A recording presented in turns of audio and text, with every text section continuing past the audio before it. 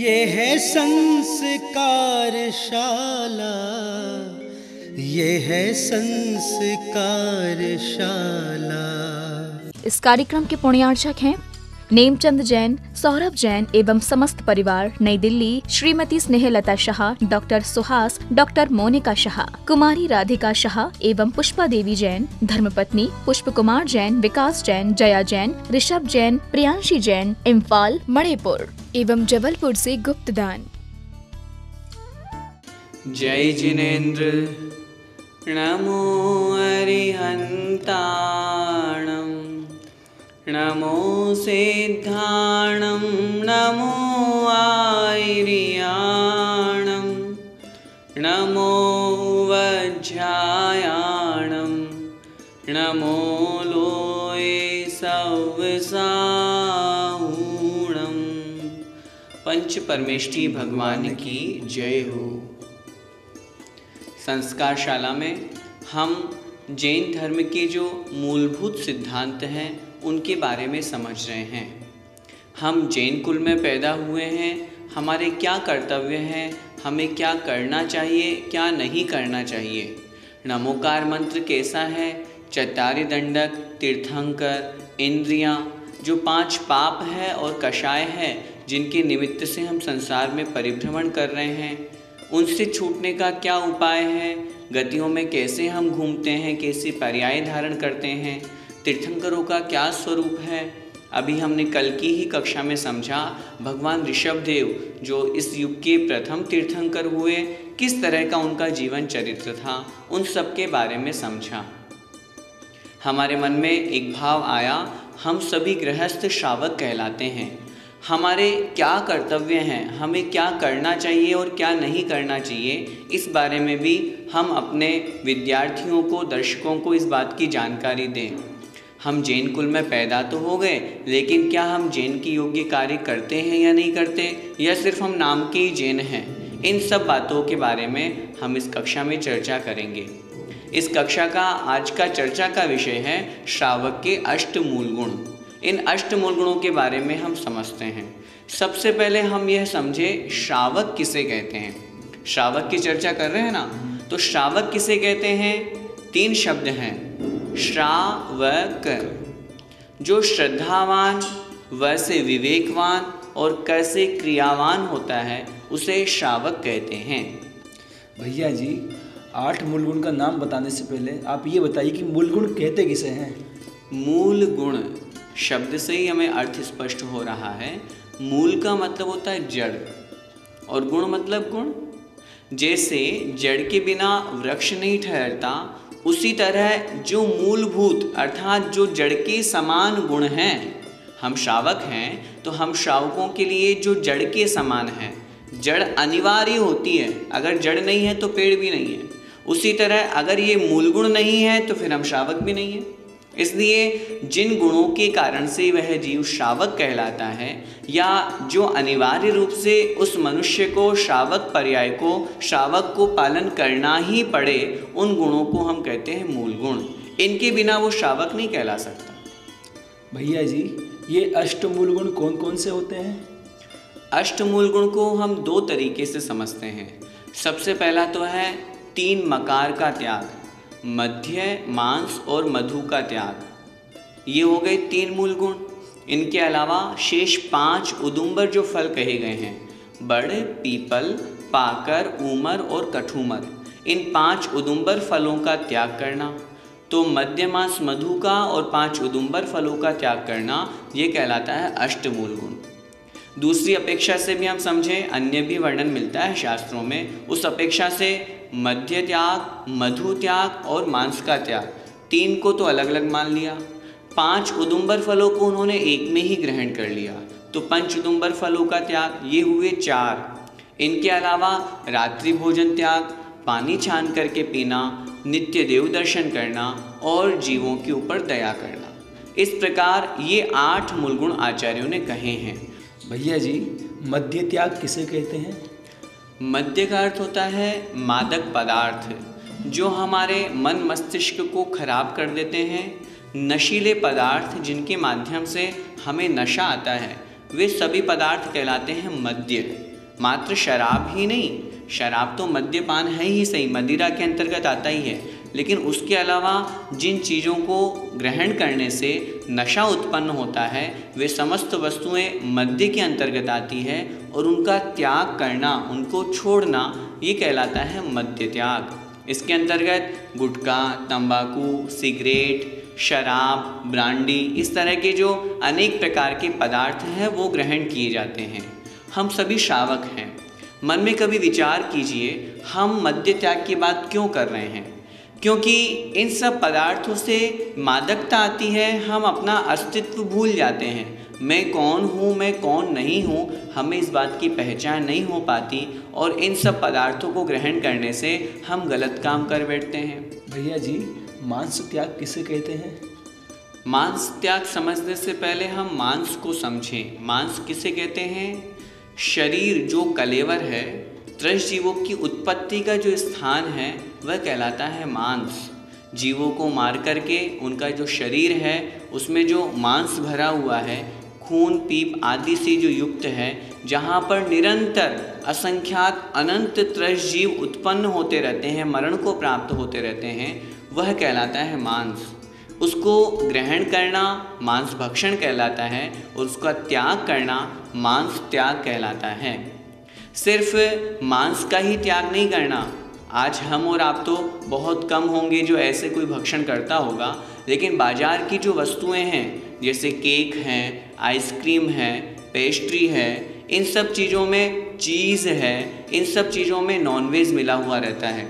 आजकल कुछ लोग अंडे को मांस नहीं मानते, वो अंडे को शाकाहारी मानते हैं। ऐसा नहीं है, अंडा भी तो एक जीव है, कुछ समय बाद में उसमें से जीव निकलेगा। वह जो जीव निकलेगा वह उसकी जो पूर्व की अवस्था है, जो जिस द्रव के माध्यम से वह जीव बनेगा, जो उत्पत्ति स्थान बनाया है, तो अभी उसमें जीव आ चुका है, वह उसके शरीर बन चुका है। इस कारण से अंडा भी मांस के रूप में ही माना जाता है। भैया जी, बाजार में जो चॉकलेट आदि चीज़ें आती है, बेकरी के आइटम आते हैं, क्या उनमें भी मांस होता है? हाँ, पूरा मांस तो नहीं होता, लेकिन वो स्वाद बनाने के लिए उसमें मांस का कुछ अंश डाल देते हैं। आप किन्हीं स्थानों पर जहाँ पर ये चीज़ें बनती है वहाँ जा कर के देखेंगे तो आपको समझ में आएगा। जितनी भी चॉकलेट्स हैं, उन चॉकलेट्स के अलावा जो आइसक्रीम है, आइसक्रीम भी नॉन वेज हैं। बाज़ार में जो सिंबल आता है, एक रेड कलर का, एक ग्रीन कलर का। रेड कलर वाला तो नियम से नॉन वेज है ही है।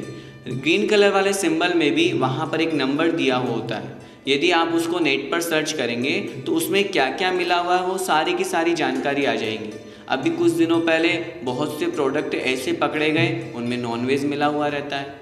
विज्ञापन में तो ये दिखाया जाता है कि सब शुद्ध हैं, लेकिन लोगों को आकर्षित करने के लिए, स्वाद बढ़ाने के लिए वो ये नहीं सोचते और चर्बी आदि उसमें मिला देते हैं। कुछ ऐसी चीज़ें मिला देते हैं जिससे लोग आकर्षित होते हैं और उन्हें भक्षण करते हैं। छोटे छोटे बच्चों की मुंह लग जाती है। तो ऐसी चीज़ें जिनमें नॉनवेज मिला हुआ हो वो भी हमें भक्षण नहीं करना चाहिए। भैया जी, अब मधु त्याग के बारे में समझाइए। मधु का मतलब होता है शहद। पहले तो हम ये समझे शहद बनता कैसे है। जो मधुमक्खियाँ हैं वो फूलों का रस ग्रहण करती हैं, उसे ग्रहण करके जहाँ पर वो रहती है, जहाँ उनका छत्ता होता है, वहाँ पर जाकर के वो उसे उगालती है, वमन करती है, वहीं पर रहती है, वही उगाल करती है, वही विष्टा आदि सब कुछ क्रियाएं उनकी वहीं पर होती है, और वही द्रव, वही रस मिल करके धीरे धीरे शहद का रूप बन जाता है, जो लोग बड़े चाव से खाते हैं। लेकिन विचार करें उसमें कितनी जीव हिंसा है। सबसे पहली बात तो वो मक्खियों का उगाल है, वॉमिट है मक्खियों की, तो हम क्या उसे ग्रहण करना चाहेंगे? नहीं। जो सुधी लोग हैं, अच्छे लोग हैं, वो तो उसे देखना भी पसंद नहीं करते, खाना तो बहुत दूर की बात है। वहीं पर ही वो मधुमक्खियाँ मरण को भी प्राप्त हो रही है, जन्म भी ले रही है। प्रति समय असंख्यात जीव वहाँ पर उत्पन्न होते रहते हैं, मरण को प्राप्त होते रहते हैं। तो उन सबको निचोड़ करके जब शहद निकाला जाता है तो उन सब मक्खियों को, मधुमक्खियों को मार दिया जाता है। उसको निचोड़ते हैं और निचोड़ करके उसका जो रस ग्रहण होता है, रस लिया जाता है, वही शहद के रूप में बाजार में आता है। भैया जी, अभी आपने मद्य, मांस, मधु के बारे में बताया। इन तीनों का तो हमारा त्याग है, लेकिन हम जब दवाई खाते हैं, जो बाजार की दवाई होती है, उसमें तो ये मिले रहते हैं, फिर हम क्या करें? देखो, उपयोग दो प्रकार से होता है। एक तो साक्षात उपयोग और एक परंपरा से उपयोग। आपने तीनों का त्याग कर रखा है साक्षात रूप में कि मुझे मद्य मांस मधु नहीं खाना, इनका आपका त्याग है क्योंकि आप श्रावक हैं। संसार में ऐसी भी दवाइयाँ हैं जिनको अगर आप मेडिकल पे जाकर के बोलेंगे, डॉक्टर्स को बोलेंगे साहब मैं नॉनवेज नहीं खाता, आप मुझे शुद्ध दवा लिख दीजिए, वो आपको शुद्ध दवा लिख देंगे। आवश्यकता है हम स्वयं जागरूक हों। अगर हम जागरूक नहीं होंगे तो डॉक्टर्स तो जैसी दवाइयाँ उनके पास में वो वैसे लिखेंगे और वैसी दे देते हैं। अगर आप जा कर के बोलेंगे मुझे नॉनवेज दवाई नहीं लेनी है, मुझे शुद्ध दवाई लेनी है, वो आपको वैसी दवाई बताएंगे, उसको लेंगे तो आपका रोग ठीक हो जाएगा। तो ये हमारे ऊपर डिपेंड है कि हम किस तरह से दवाइयों का सेवन करते हैं। भैया जी, अब आप ये बताइए कि 5 उदुम्बर फल कौन कौन से होते हैं? 5 उदुम्बर फलों के नाम हैं बड़, पीपल, पाकर, ऊमर और कठूमर। ये 5 प्रकार के फल कहे गए हैं। इन फलों की विशेषता क्या होती है? इनमें त्रसजीव बहुत पाए जाते हैं। तो ये जो 5 प्रकार के फल हैं, इनमें त्रसजीव पाए जाते हैं। यदि इनका भक्षण करेंगे तो उन जीवों की हिंसा होगी, मांस भक्षण का दोष लगेगा। इसलिए जो श्रावक होता है वो इन 5 प्रकार के फलों का त्याग कर देता है। भैया जी, अभी आपने जो 5 उदुम्बर फल के नाम बताए, वर्तमान में ऐसे नाम तो सुनने में आते नहीं, वो ना देखने में आते हैं, तो फिर हम इनको कैसे माने? पहली बात तो वर्तमान में हमें देखने में नहीं आते, लेकिन संसार में है तो सही। और दूसरी बात, कोई बात नहीं, हमें ये फल नहीं मिलते हैं, लेकिन जिन फलों में जीव भरे हुए हैं हम उन फलों का त्याग करें। और सबसे महत्वपूर्ण बात, हम अनजान फल का त्याग करें। इसलिए और विशेष रूप से ये सब जो फल हैं, बड़, पीपल आदि, ये दवाइयों के रूप में प्रयोग होते हैं, दवाइयों में मिलाए जाते हैं। इसलिए दवाइयाँ भी जब हम लें, मेडिसिन भी जब हम लें तो सोच समझ करके लें। डॉक्टर्स को बड़े विनम्रता से निवेदन करें, हम नॉनवेज नहीं खाते हैं, आप हमें ऐसी दवाई लिखें जिनमें ये सब जीव ना हो, जिनमें जीव हिंसा नहीं हुई हो, मांस आदि, मद्य आदि नहीं मिला हुआ हो। उन वस्तुओं का, उन दवाइयों का हमें उपयोग करना चाहिए। भैया जी, आपने अष्टमूलों के अंतर्गत रात्रि भोजन त्याग बताया था, लेकिन बहुत से श्रावक तो रात्रि भोजन करते हैं, तो फिर क्या करें? क्या करें? त्याग करें। हम श्रावक कहलाते हैं। सबसे पहली बात तो हम ये विचार करें, ये जो अष्टमूल गुण हैं ये हमारे मूल गुण हैं, इनके बिना हम श्रावक नहीं कहला सकते। अभी पहले हमने जैन कुलाचार के बारे में चर्चा की थी, उसमें हमने क्या समझा था? हम जैनियों की ये 3 पहचान हैं, रात्रि भोजन त्याग, पानी छान करके पीना और नित्य देव दर्शन करना। रात्रि भोजन करेंगे तो जीवों की हिंसा होगी, इसलिए हमें रात्रि भोजन तो पूर्ण रूप से छोड़ना ही चाहिए। अगर हम पूरा त्याग नहीं कर सकते कि हम चारों प्रकार के आहार का त्याग नहीं करें, तो मैं निवेदन करूं, हम कोशिश करें अभी हम अन्न का त्याग करें। कम से कम इतना तो कर सकते हैं। अरे जब रात हो गई, अगर हम अन्न नहीं खाएंगे तो फ़र्क क्या पड़ जाएगा? दूसरे दिन खा लो।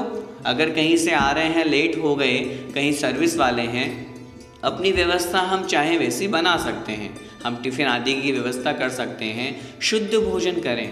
आप खुद विचार करो, यदि रात में खाओगे तो मन मस्तिष्क कैसा काम करेगा? हम उन संस्कारों को ग्रहण करें जिससे हम दुखों से बचें। इसलिए रात्रि भोजन को हमें छोड़ना ही चाहिए। यदि पूरा नहीं छोड़ पा रहे, अन्न छोड़ें, और यदि उसमें भी नहीं छोड़ पा रहे तो कम से कम एक टाइम का तो लिमिटेशन करें ही करें कि 7 बजे तक, 8 बजे तक, 9 बजे तक हम इतना भोजन रात्रि में करेंगे, इसके बाद में हमारा त्याग रहेगा। इतना तो हमारा नियम बनना ही चाहिए। भैया जी, आजकल शादी पार्टियों में तो रात में ही भोजन होता है, तो ऐसे में हम क्या करें? हमारी तो मजबूरी, हमें करना पड़ता है। नहीं, ऐसा नहीं है कि आपकी मजबूरी है। आप चाहें तो ग्रहण नहीं करें, यह आपके ऊपर डिपेंड है। आप ऐसा क्यों कह रहे हैं कि हमारी मजबूरी है? आप पहले स्वयं अपने आप में इतने विश्वसनीय बने कि मेरा त्याग है, मुझे नहीं करना। आप उस रात्रि भोजन का स्वयं त्याग करें, लोगों को त्याग कराएं। जहाँ ऐसे शादी पार्टियाँ हैं जहाँ पर रात्रि में भोजन होता है, आप वहाँ पर नहीं जाएं। और यदि आपके सगे संबंधी है, रिश्तेदार हैं, तो आप उन्हें समझाएं, भाई जी अगर हम ऐसा करेंगे तो कितनी जीव हिंसा होगी। हम जैन हैं, इसलिए आप स्वयं पहले संकल्प लें, हम रात्रि में जो कार्यक्रम होंगे उनकी हम अनुमोदना नहीं करेंगे, वहाँ नहीं जाएंगे। हमारे घर परिवार में जो कार्यक्रम हो उनको भी हम दिन में ही संपन्न करें। यदि हम ऐसा करेंगे तो हमारा धर्म सुरक्षित रहेगा, लोगों के बीच में एक बहुत अच्छी प्रभावना भी होगी। भैया जी, अब जो शेष 3 मूल गुण बचे हैं उनसे हमें क्या समझना चाहिए? पूर्व में हम कुलाचार में चर्चा कर चुके थे रात्रि भोजन त्याग की, पानी छान करके पीना और नित्य देवदर्शन। तो पानी हमें प्रतिदिन छान करके पीना चाहिए। जिस तरीके से पानी छानने की विधि बतलाई है, मोटा कपड़ा हो, डबल किया हुआ हो, अच्छे से उसे छानें और जीवानी को पहुँचाएँ। ये पानी छानने की विधि है। सबसे अच्छा तो है छान करके हम उसे गर्म कर लें, फिर हम उसको ग्रहण करें। प्रतिदिन देव दर्शन का नियम हमारा होना ही चाहिए। भगवान जिनेंद्र देव की स्तुति करें। ये हुए 7। और अंतिम जो है वो है जीवों की रक्षा करना, जीवों के ऊपर करुणा करना। इस तरह यदि हम जीवों के ऊपर दया करेंगे तो जीव हिंसा से बचेंगे, जीवों की रक्षा होगी, जिससे हमारा जो कर्तव्य है उसका हम पालन करेंगे तो हम अष्टमूल गुणधारी श्रावक कहलाएंगे। भैया जी, जो इन 8 मूल गुण का धारी नहीं है, क्या वो श्रावक नहीं है? नहीं, बिल्कुल नहीं है। स्पष्ट सी बात है। जैसे कहा ना, मूल गुण, इनके बिना उस व्यक्ति का, उस जीव का गुण ही नहीं बनेगा। ये तो जड़ है, इनके बिना वो श्रावक कहला ही नहीं सकता। जो जीव, जो मनुष्य, मैं तो आपसे कह रहा हूँ, जो जैन कुल में पैदा होकर के भी यदि इन 8 मूल गुणों का पालन नहीं करता तो वो श्रावक कैसे कहलाएगा। इसलिए हम जैनी हैं, हम श्रावक कुल पर्याय को प्राप्त हुए हैं। बड़े सौभाग्य से हमें जैन कुल मिला है, जैन धर्म मिला है, हमें मनुष्य पर्याय प्राप्त हुई है। हमें इसको सार्थक करना है। सबसे पहली सीढ़ी है अष्ट मूल गुणों का पालन।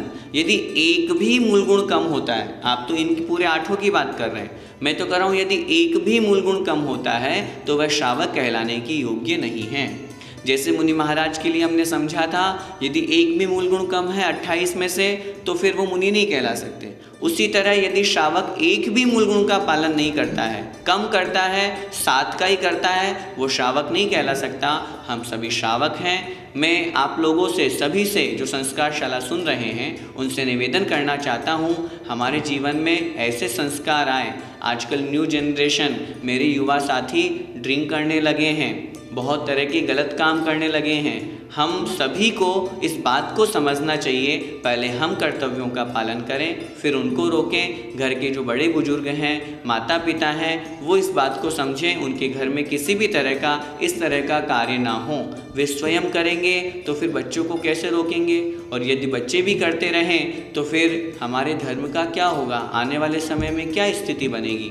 इसलिए हम अपने अस्तित्व को पहचानें, अपने श्रावक पने को पहचानें और अष्टमूल गुणों को पालन करने का संकल्प अवश्य लें। जय जिनेंद्र।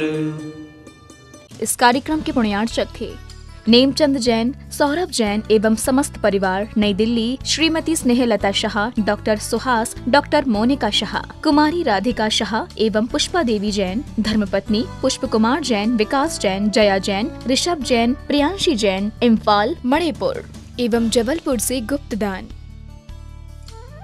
ये है संस्कारशाला, ये है संस्कारशाला।